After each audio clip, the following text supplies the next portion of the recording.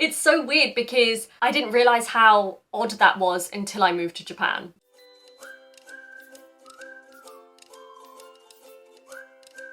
Minasan, konnichiwa, squishy toke, yokoso. In today's video, I'm going to be talking about 5 things that are totally normal in the UK, but are not normal in Japan at all. So if you like videos like this, don't forget to like and subscribe.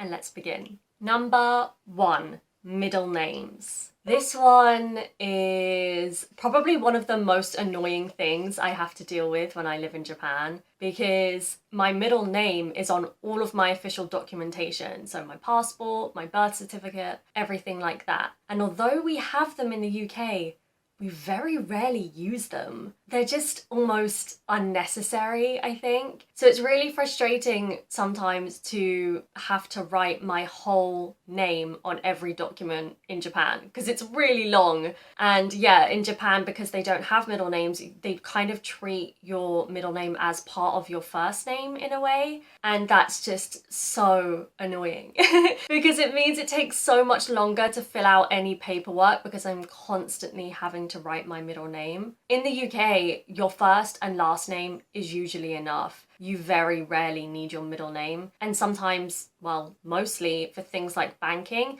they'll just put the first letter of your middle name on your bank card. So it'd be like first name, letter, then last name. We have middle names in the UK. We don't really use them that much, but because they don't exist at all in Japan, I'm constantly using my middle name here. It's actually gotten to the point where I'm like really considering getting rid of my middle name altogether. I don't really like it that much. In the UK, I never use it at all. And so for me, it's extra frustrating to have to constantly write it in Japan. I'd rather just get rid of it. So obviously middle names are not just common in the UK, they're common in other parts of the world as well. I think I'm quite lucky that I do just have one middle name. I know a bunch of people that have multiple middle names, so I can only imagine how difficult it must be for them if they move to a country where middle names aren't a thing.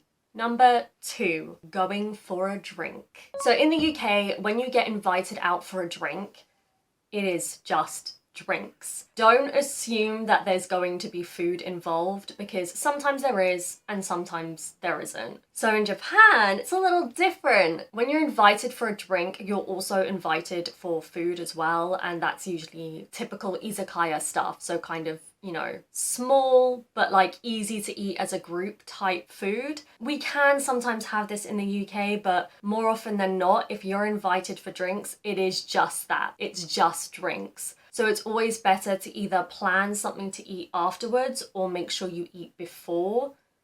I would emphasize make sure you eat before so you don't get too drunk. I found that really interesting that in Japan it's drinks and food, whereas in the UK you can't really predict what it's going to be because plans change as well. I remember the last time I was in the UK, I went for drinks with a bunch of friends, and then afterwards we just decided we were all hungry and we went out and got some food. But the original plan was definitely just drinks. Number 3, daylight savings. So again, this isn't something that's just specific to the UK, but it's something that we don't have in Japan. This confuses the hell out of me. So in the UK, in spring, you set your clock an hour forward, and in autumn, it's an hour backwards. And that's because the sun rises and sets earlier and later depending on the season. And this confuses me so much because it's not something that happens in Japan. I kind of forget that it happens everywhere else. So the time difference between my family and I ranges from us being 8 hours ahead to us being 9 hours ahead. And it's really hard to remember the time difference because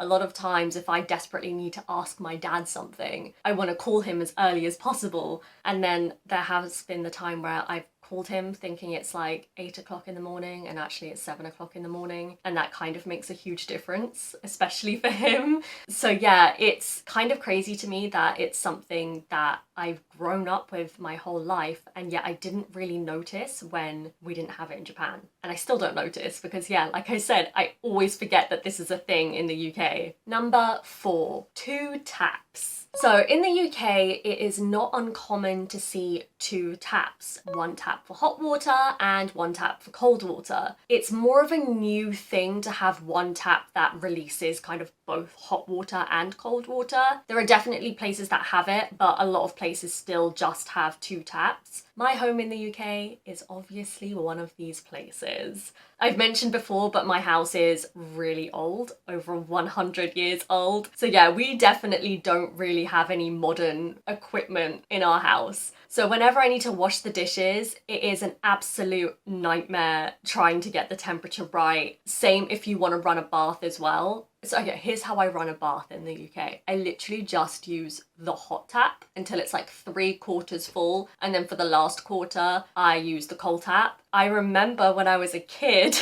I would put too much hot water in and basically cook myself. I would come out of the bath bright red, dehydrated, and feeling like I was going to pass out. And that's just because I had put too much hot water in, but it was like the hot water was hot, but it was bearable. Like I could get in. It was a bit painful at first.